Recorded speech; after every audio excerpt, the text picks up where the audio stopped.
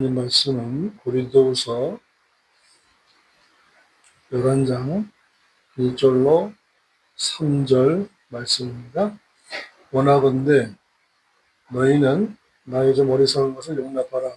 청컨대 나를 용납하라. 내가 하나님의 열심으로 너희를 위하여 열심 내노니 내가 너희를 정결한 처녀로 한 남편인 그리스도께 드리려고 중매함이로다. 그러나 나는 뱀이 그 관계로 하와를 미혹해 한 것 같이 너희 마음이 그리스도를 향하는 진실함과 깨끗함에서 떠나 불패할까 두려워하노라. 아멘. 본문을 보면 사도 바울은 나는 중매쟁이라고 했습니다. 불신자에게 복음을 전해서 예수 그리스도를 자신의 구속주로 믿게 한다면 예수님에게 중매하는 중매쟁이라는 말입니다. 그 말씀을 근거로 해서 불신자가 예수를 믿으면 예수님의 약혼녀가 되는 것입니다. 중매한다고 하니까 중매하면 약혼녀가 되는 거예요.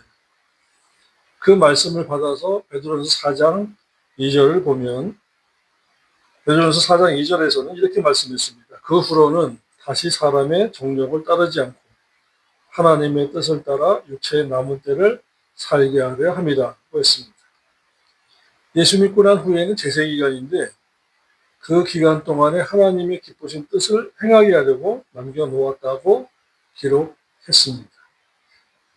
그러니까 고린도후서 11장 1절로부터 6절까지의 말씀에서 중매쟁이가 예수 그리스도에 관한 복음을 전해서 예수 신랑을 소개하여 믿으면 약혼이 된 것입니다.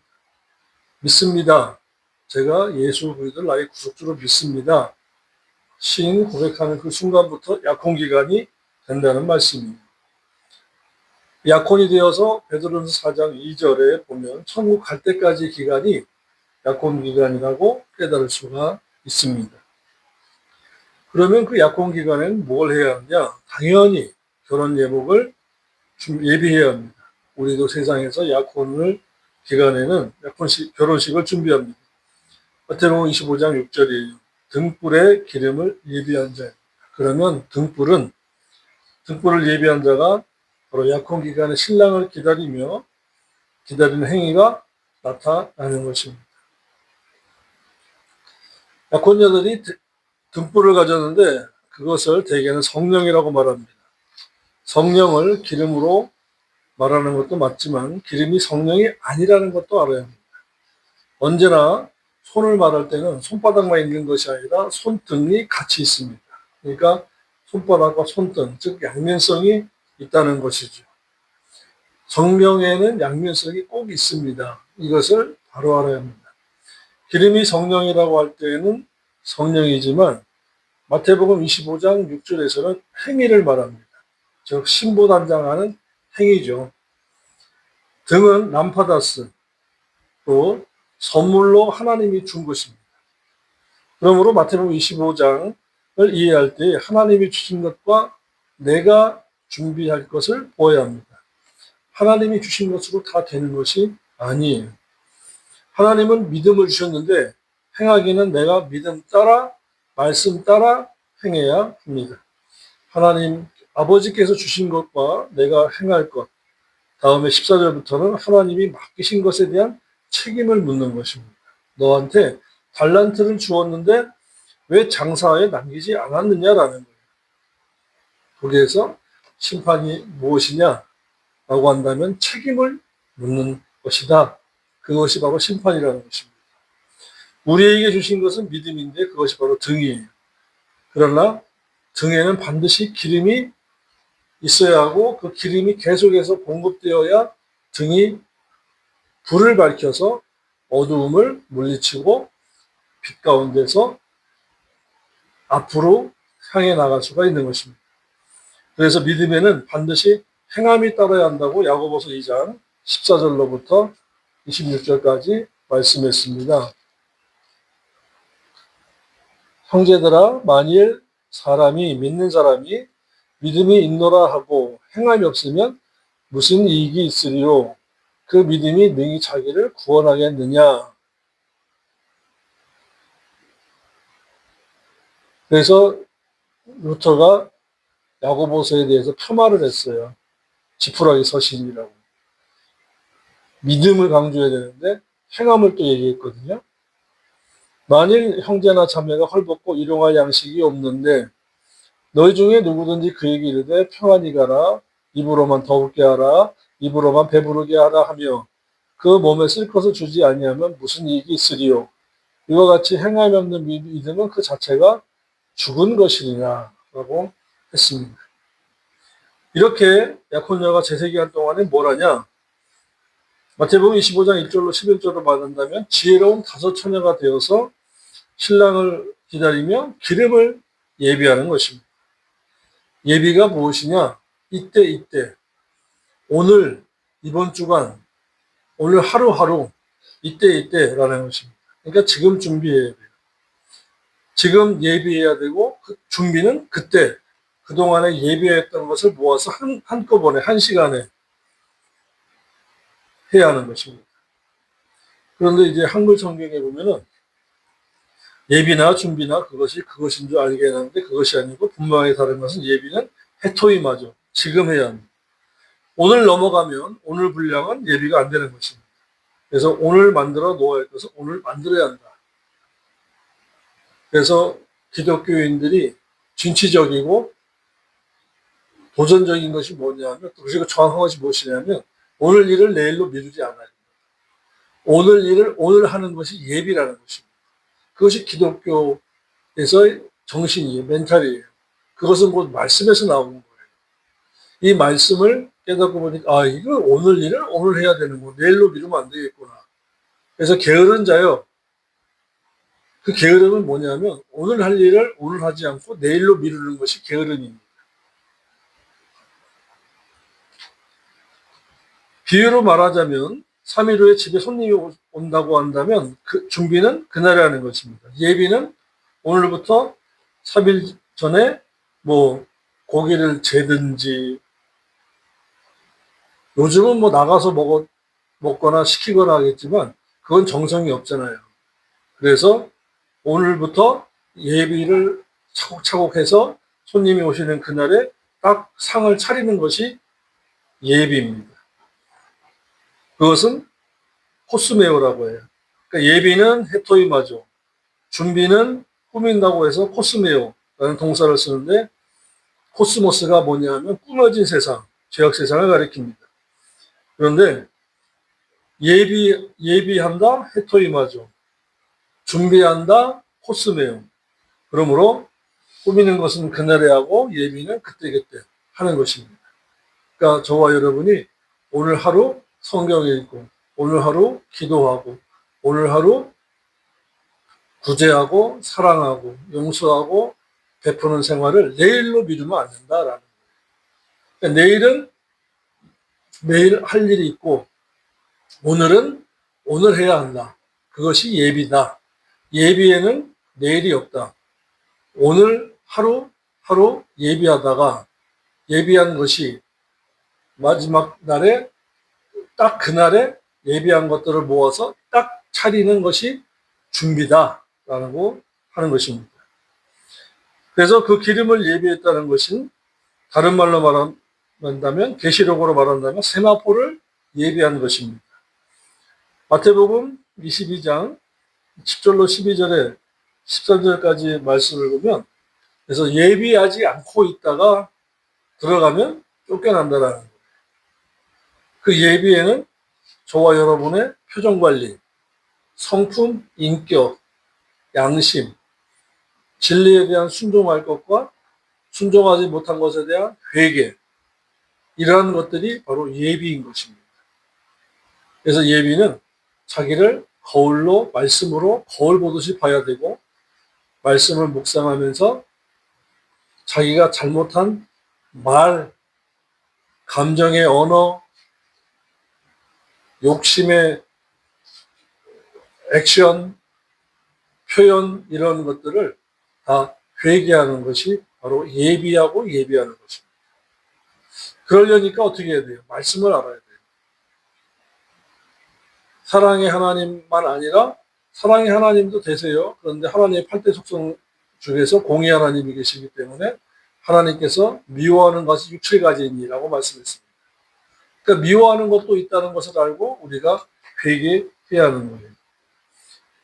그래서 마태복음 22장 10절로 13절입니다. 종들이 길에 나가 악한 자나 선한 자나 만나는 대로 데려오니 혼인잔치에 손님들이 가득한지라. 임금이 손님들을 보러 들어올세. 거기서 예복을 입지 않은 한 사람을 보고 이르되 친구여 어찌하여 예복을 입지 않고 여기 들어왔느냐 하니 그가 아무 말도 못하거늘 임금이 사원들에게 이르되 그 손발을 묶어 바깥 어두운 데 내어 던지라. 거기서 슬피우며 이를 갈게 되리라 하시니라. 아멘. 은혜 언약만 알고 한 번 구원 영원 구원만 가르치는 설교자는 말씀을 해석을 못하는 거예요. 사랑의 하나님이 이럴 수가 없는데 은혜로 믿음으로 들어가지 행위로 들어갑니까? 하는 분들은 여기에서 막히게 되는 거죠. 그러니까 저와 여러분이 성경을 읽으셔야 돼요. 충분히 읽고 문제는 전후 문맥, 원전 문맥과 근전 문맥에 따라서 짝이 있는 것을 찾아보고 여기서는 구원을 얻으리라. 주 예수를 믿으라 구원을 얻으리라고 했는데 여기서는 또 못 들어가네. 일례로 마태복음 7장 21절로 23절을 보면은 주여 주여 하는 자마다 천국에 못 들어간대. 그러면 누가 주여 주여 합니까? 믿어진 자가. 예수 그리스도를 자신의 구속주로 믿어진 자가. 무엇으로? 성령으로 아니하고는. 로마서 8장 15절, 고린도전서 12장 3절. 하나님을 아버지라고 하고 예수님을 주님이라고 한다. 그런데 못 들어간다네? 왜 그러지? 보셔야 돼요. 입으로만 주여 주여에서는 죽은 믿음이다. 세마포 단장하지 성도의 옳은 행실이 없으니까 세마포 단장을 못한 거예요. 그래서 기름 준비한 자들은 10절에 혼인잔치에 들어가고 기름 준비하지 않은 자들은 어떻게 되냐? 12절에는 내가 너희를 모른다라고 했어요. 못 들어가는 것은 예비하지 못한 자들은 못 들어가고 심판받으러 들어가는 것입니다. 심판을 받기 위해서 천국까지는 들어갑니다. 그 천국 안에는 못 들어가요. 심판서까지는 갑니다. 이것이 믿는 자의 심판입니다. 둘째 사망의 심판이에요. 일단은 심판을 받으러 가지만 거기서 쫓겨나는 겁니다. 예복단장을 안 하면 쫓겨나서 이를 갈미 있다. 이것이 둘째 사망입니다. 성경에서는 이를 간다고 한 말이 많아요. 신자는 약혼녀니까 저와 여러분 약혼녀입니다. 약혼녀로서 목회하고 약혼녀로서 신앙생활 하는 거예요. 그런데 세마포는 꼭 단장되어야 됩니다. 옵션이 아니에요. 필수예요. 기본이에요. 이것은 성도들의 옳은 행실인데 옳은 행실이 도덕적인 행실이 아니라 말씀대로의 사는 삶을 얘기하는 것입니다. 삶의 예배. 그러니까 삶이 예배가 되어야 돼요. 거기에는 도덕적인 것이 들어가면 안 돼요. 기준을 삼으면 안 돼요. 말씀의 기준이 되어야 돼요. 성품과 인격이 주님 닮아야 하고 하나님이 기뻐하시는 삶을 말라기서 16절에 옳은 말과 행실을 하고 하나님을 경외하는 자들을 친구로 삼아서 하나님을 경외하는 삶이 살아야 돼요. 그러므로 성경에서의 선은 도덕적인 선을 넘어의 삶이고 의는 도덕적인 의를 넘어의 의입니다. 마태복음 10장 34절로 30절에 걸리는 효도나 도덕은 행치 않는 것이 좋습니다. 주님께서 합당하지 않다고 했습니다. 합당치 않다라는 말은 천국에 들어가지 못한다는 말이에요. 그러니까 우리는요, 도덕을 넘어서야 돼요. 상식도 넘어서야 돼요. 신앙생활을 잘하려고 한다면 도덕가들에게 당장에 욕을 먹습니다. 조상도 부모의 언덕도 모르는 망령된 놈이라고 하죠. 그런데 주일은 1년에 54번이고 1년 52주고 생일은 1년에 한 번입니다. 그런데 너희 하나님이 그런 분이냐? 왜 이렇게 빡빡하냐? 그럴 거예요. 그런데 중요한 것은 하나님을 자기 부모보다 더 사랑한다면 합당치 아니하다는 말씀을 반드시 기억해야 됩니다. 그러므로 신앙의 도덕을 섞으면 안 됩니다. 1년에 한 번 있다고 꼭 가야 된다고요? 아니에요. 그러므로 이를 갈며 슬피 울미 있을 것이다라는 것은 둘째 사망에 당할 것을 비유적으로 말한 것입니다. 그런데 믿는 자는 안 당한다? 만약에 그렇다면 문제가 오는데 계시록 2장 11절을 보시면요. 귀 있는 자는 성령이 교회들에게 하신 말씀을 들을지어다. 이기는 자는 둘째 사망의 해를 받지 아니하리라. 교회에서 믿는 자들이 둘째 사망의 해를 당할 수 있다? 누구다? 진자들.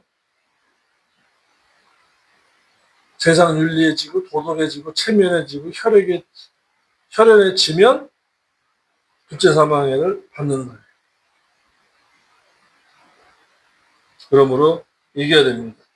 그러니까 중요한 말씀을 하나 골라 그러면 너 예복단장 똑바로 해 이겁니다. 신부단장 제대로 해 이겁니다. 그러면 중매쟁이는 약혼녀 집에 가서 무슨 얘기를 해주냐면 신랑은 흰 드레스를 좋아해 빨간 것은 안 좋아해 순백의 드레스를 예비해라고 얘기해줘야 돼요. 하나님의 말씀을 대언해줘야 돼요. 세상 얘기 해주면 안 돼요. 자본주의 얘기해주면 안 돼요. 향락을 얘기해주면 안 돼요. 신랑은 말씀 지킨 자만 들어오게 하기 때문에 중매쟁이는 그 말을 해줘야 하는 것입니다. 하늘나라는 새하늘과 새 땅으로 된 나라라며 굉장히 아름다운 나라이며 그 나라는 약혼했다고 결혼까지 안 간다. 세상에서도 약혼했다가 세상에 다른 남자와 만나는 것 알면 파혼당하는 것과 같이 세상에서 주님 위에 사랑하면 안 되고 진리 위에 다른 예수, 다른 복음, 다른 영을 쫓아가면 안 되는 것입니다. 그러면 쫓아간다. 파혼당하는 거예요. 저 구원파에 앉아있는 자들이나 신천지에 앉아있는 자들, 하나님의 교회라는 곳에 앉아있는 자들은 다 파혼당한 자들이에요. 그런데도 세상에 잘 산다? 그건 그걸로 끝나는 것입니다. 그래서 중매쟁이한테는 첫째로 질투심이 있어야 한다고 고린도후서 11장 1절로 5절에 말씀했습니다. 그래서 저와 여러분이 세상 남자, 향락의 남자, 부귀영화의 남자 만나면 제가 가서 불을 품어야 돼요. 회개하라고 해야 돼요. 왜냐하면 고린도후서 11장 2절에 이렇게 말씀했습니다. 내가 하나님의 질투심으로 너희를 위하여 질투내노니 내가 너희를 정결한 처녀로 한 남편인 그리스도에게 드리려고 중매함이로다 했기 때문입니다. 중매쟁이 목사는 질투심이 있어야 돼요. 다른 혈기나 울분은 없어도 질투심이 있어야 돼요. 질투심이 없다면 다른 남자를 만나거나 말거나 내버려 둡니다. 헌금만 잘하세요. 봉사 잘하세요. 세상에서 나가서 다른 남자를 만나는지 다 보고 있어야 돼요. 벌써 생활에서 그게 달라져요. 언어에서 달라져요. 얼굴 표정에서 달라져요. 눈빛에서 달라져요. 그거를 말씀을 전하다 보면 강단에서 그게 딱 느껴집니다. 말씀이 훅훅 찔러요. 자기의 양심을. 그러면 성령님이 찌르는 그 양심의 찔림에 화답하는 것은 회개하는 것이에요. 회개하지 않고 품고 나가면 망하는 것입니다. 둘째로 두려움이 있어야 한다고 했습니다. 3절에 뱀이 그 관계로 하와를 미혹한 것 같이 너희 마음이 그리스도를 향하는 진실함과 깨끗함에서 떠나 부패할까 두려워하노라. 가난해지는 것을 두려워하지 않아도 돼요. 마귀는 대적하라 그러기 때문에 두려움의 대상이 아니에요. 그런데 진실함과 깨끗함에서, 어떤 진실함과 깨끗함입니까? 너희 마음과 인격이 진실함과 깨끗함에서 그들을 향하는 그 마음과 진실함이, 마음과 인격이 깨끗함에서 떠나 부패할까, 썩을까봐 두려워하는 거예요. 우리 몸에 염증이 생기면 저와 여러분이 병원을 가서 처방을 받듯이 신약과 구약의 말씀으로 처방을 받아서 회개하면서 말씀 생활을 해야 돼요. 그래야 치유의 역사가 일어나는 것입니다. 신천지나 구원파와 같은 다른 남자를 만나러 가지 못하도록 저는 말씀으로 여러분들을 자꾸 세워줘야 하는 것이고, 말씀의 약을 자꾸 먹이는 것입니다. 셋째로, 중매쟁이 자부심을 가져야 된다고 했습니다. 고린도서 11장 5절에 나는 지극히 크다는 다른 사도들보다도 부족한 것이 조금도 없는 줄로 아노라 했어요. 아버지가 알아주시면 됩니다. 건물 없습니다. 숫자 없습니다. 명예, 영광 세상에 없습니다. 그러나 진리를 추구하느라고 당하는 자금은, 지극히 하찮게 여김을 당하는 것은 하나님 나라에서 위대한 일이라고 했습니다. 넷째로, 중매쟁이는 지식에 졸하면 안 된다고 했습니다. 고린도후서 11장 6절에 내가 비록 말에는 부족하나 그러나 하나님을 아는 그 지식에는 그렇지 아니하니 이것을 내가 모든 사람 가운데서 모든 일로 너에게 나타내었노라고 했습니다. 그러므로 중매쟁이는 질투심, 두려움, 다른 데 빠질까 하는 염려, 자부심과 지식을 갖춰야 합니다. 이것이 말씀에 관한 연구요, 사모함이요, 주님께 한 사람 한 사람을 보고드리고 자신도, 중매쟁이인 자신도 중매쟁이를 통해서 구원을 보장받는 것에 대한 사모함이며 목적인 것입니다. 지식에 라는 단어의 원문에 보면 정관사인 그가 붙었습니다. 하나님을 아는 그 지식입니다. 그러므로 저는 말씀에 대한 실력을 갖춰야 하고, 실력을 갖춘 중매쟁이에 대해서 기름을 예비하게 하고, 삶으로 기름을 예비하게 하고, 그리스도를 닮은 성품과 인격으로 기름을 예비하게 해야 하고, 선행과 용서와 사랑을 행하게 해서 기름을 예비하게 해야 합니다. 계시록 19장 7, 8절로 말씀드린다면 세마포 단장하게 해야 하는 것입니다.